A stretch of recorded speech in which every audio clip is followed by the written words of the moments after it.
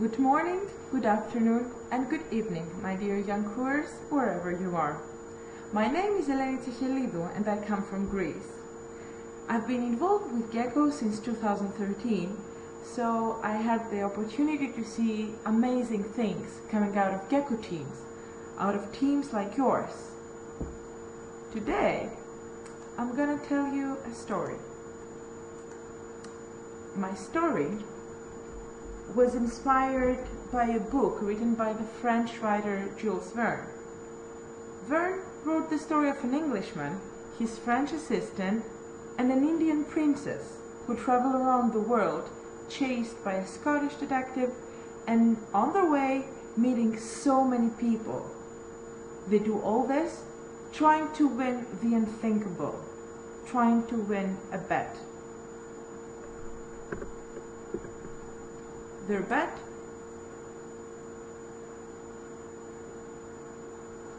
is to go around the world in 80 days. It seems that on their effort to do that, they did everything wrong. The planning was very poor, the execution was horrible. It seems they could not do one single thing right. However, they made it. They did it. They won the bet. So, would like to think about the reasons why they managed to do it. What they shared was a common vision. They understood very well what the goal was. They had simple and very well-defined objectives that made things even easier for them. Their biggest key to success, though, was that their team was very well organized. They had really clear roles, responsibilities, and tasks for each and every one of them. Everybody knew their place in the project. Everybody had a clear understanding of the relationship with everybody else who was inside the project and outside of it. Jules Verne wrote this story based and inspired by three major technological breakthroughs that were related to infrastructure. Imagine now what would happen if Jules Verne was writing this story today. It seems that with all the things that have happened, and I did not know what to write first, anything is possible. So, we tried to think of the story and how it would be if it was written today. And to be fair, we will try to rewrite the story together, giving our team 24 hours. Yes, 24 hours. It's the exact time that you have to finish your project. So let's see what happens. Do you think they will make it?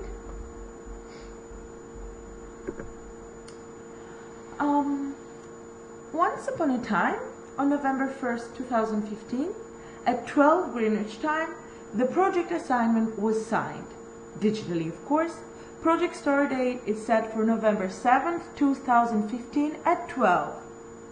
To qualify for the world circumnavigation, the team has to land on at least 3 different continents. They have to try at least 3 different means of transportation and they have to make sure that they enjoy the ride. So, let's go!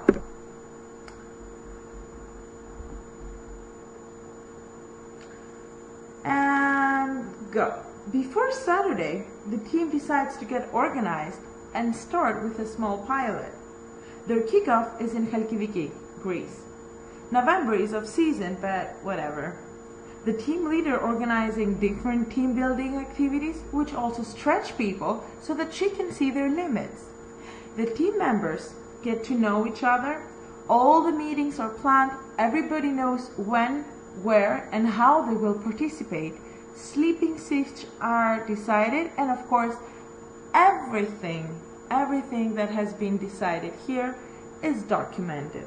Sorry guys, but scriptum manent, verba volant. That's something that you should always remember and, keep it clear during your project. Next stop, Permet in Albania. Means of transportation selected for the pilot, the donkey. limited CO2 emission, fuel residue which is fully biodegradable, and, a donkey is always something cute and likable for everybody. However, we have to admit, it is a bit slow. Next stop, Croatia, and it was time for their board meeting. Of course, the person making the suggestion was German. The one writing the minutes was Spanish. The result?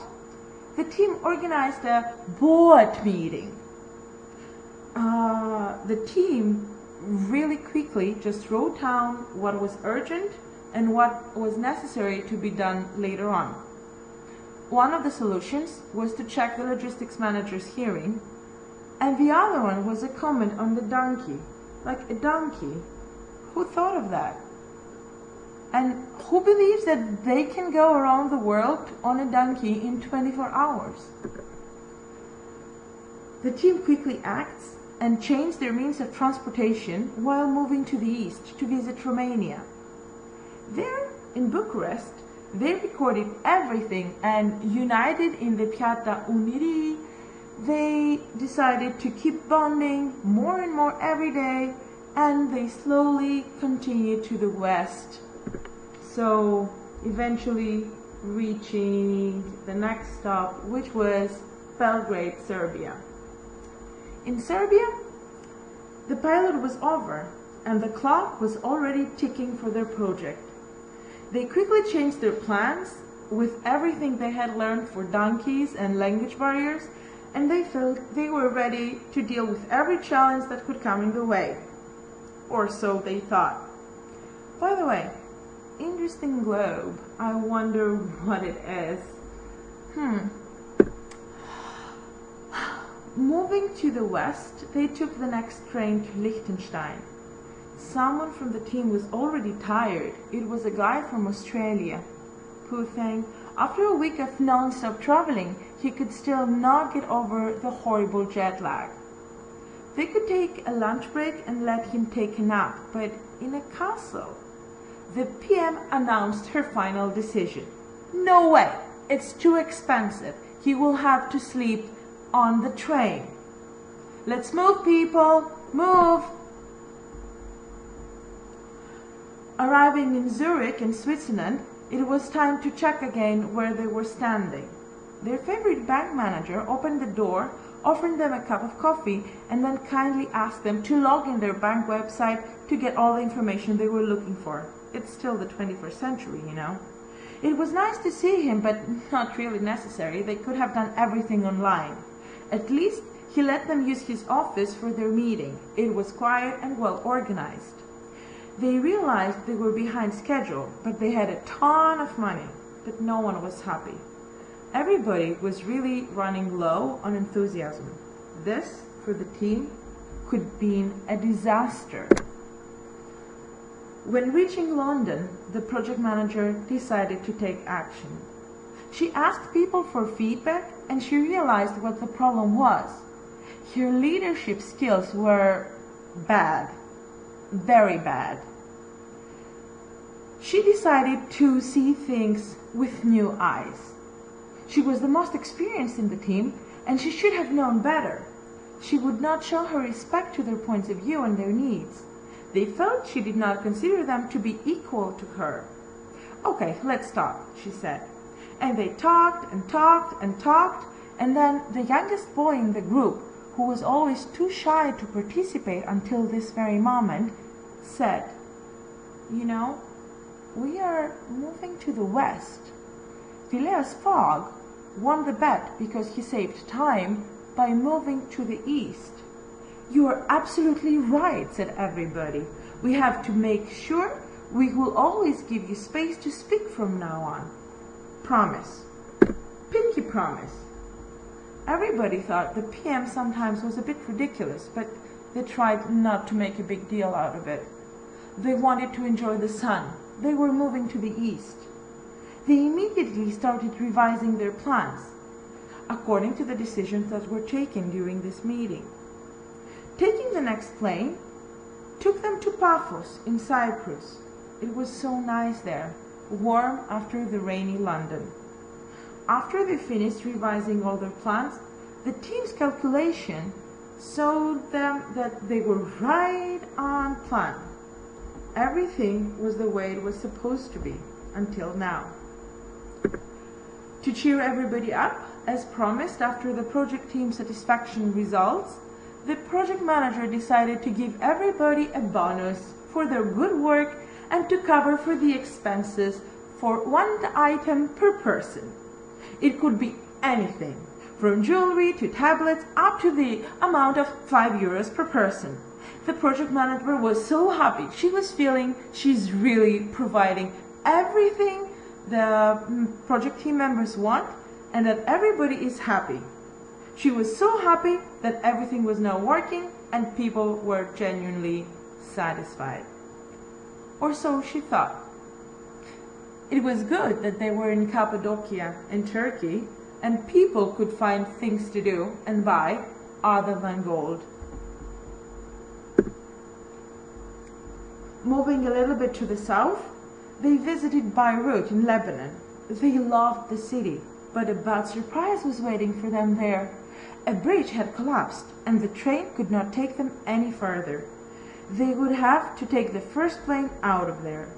They contacted all major stakeholders to make sure they are all informed and that they would all support their decisions, at least most of them. So they contacted their embassies to see what they could do and which countries they could travel to. They contacted the media and the press, who were waiting for them at the next country, broadcasting their adventures. Some of them contacted their girlfriends and boyfriends, and in some cases, their worried moms. You know how they can be sometimes. After all these meetings and discussions with all their stakeholders, they decided that balancing their requests according to the importance and influence of everybody involved, they should end up in Valletta, Malta. They took a moment there to regroup and see what their next step would be. Then the shy guy informed them that since they were traveling with the same airline from the beginning, they now had enough miles to get free tickets to Southeast Asia. The truth is, this was not entirely intentional, but it would be a great idea for the future. As always, it was written down and added to the rest of the useful notes. After balancing all the things that they did before, they moved on to their next destination, Kuala Lumpur, in Malaysia. At the bottom of the long stairs, a tiny monkey was exploring its options. What if this would happen? What if that would happen? What if the other would occur? What if my project scope changes completely and I climb all the way up to those caves for nothing if my friends leave? Everything was now clear for the team. The important is to always check your options and even to think out of the box. Maybe what's working for others is not working for you. As long as you're prepared and you have a plan and some answers, you will know that you will be able to overcome difficulties easier and make sure you do not miss any opportunities that may arise in the future. With that thought, they reached Tanah Toraya in Indonesia. The exhausted group decided to pause and get some rest. The Australian guy, who had some sleep earlier, was now full of energy, and he decided to take over for a while. He would make sure that everything they need was done, and that when everybody was ready to move again, he would summarize all the information for them regarding all the important events that had happened. Their next plane landed in Tokyo, Japan. The status report showed everything to be on track. They had pretty much optimized quite a lot, and it seemed they could not come up with something more, at least not at the moment. Then the team decided, let's not waste any more time. Let's move. Crossing the Pacific and North America, they landed to the Big Apple, to New York. They had arranged for a special flight with a Concorde, given to them for this flight because of all the publicity their project had gained internationally. What do we do now? We said we're not change anything. Well, it's time to do nothing. Sometimes doing nothing is the best option. Sometimes it is better to leave a process the way it is, because it simply works better than anything else. So, it is perfect? No, there is no such thing as perfect. It will remain the same until someone comes up with a better suggestion. That's all. Till then, we have to make sure others know what we're doing so they can follow our example. And who knows, maybe they will come up with something even better in the future. And now, we said we're not change anything. Why are we back to planning? Again, why don't you just leave us to see Guatemala? I said we're not changing. I did not say we're not planning, said the project manager. So, there is no such thing as too much planning, sweetie. Now we will plan better and elaborate where it is necessary. Remember, I am in the project, therefore I think about it. I am, therefore I think. Haven't you heard of that before? I thought it was I think, therefore I am. Oh, that? Nah, that's a different story. This was another example when the wise, older members of the team would transfer the knowledge to younger ones. Or well, at least so they thought. According to their list of deliverables, there were very few boxes left to tick. And you were right about the planning, said one of the project team members. I found this flight leaving from San Blas in Panama directly to Europe. Strange, this plane looks so small. Don't worry, I checked the credentials about the plane and the pilot. The pilot himself has the world record with more than 250,000 work hours with no accident or a near miss. 250,000. 250,000 work hours. How old is he? Oops, didn't ask. Next stop, Europe. Land. I'm happy the pilot still holds his record for no accident. And is this the checkpoint, Charlie? Right? Which reminds me, we need to check the time. Look, the people in Berlin have set up this clock for us. You look, we are running out of time. Run, Lola, run. We need to board on this last plane very fast. We made it. Wait, it's not over until GeCCo says it's over. We're still in progress. We're still delivering. Okay. And now? Now they said we're done. Now we have to put everything in the right place. We have to archive all the documents. And now we are done. Ladies and gentlemen, you made it. You made it. Where is everybody? Okay. You can sleep. You deserve it. So, just to finish my story, and they've lived happily ever after. So, this was my story for you. Thank you very much for watching. I really hope you enjoyed it. I would like to wish you really good luck with your final delivery, and I would see you all again in the award ceremony. I'm looking forward to seeing all the wonderful things you have prepared for us. Good luck and greetings from Greece. Bye!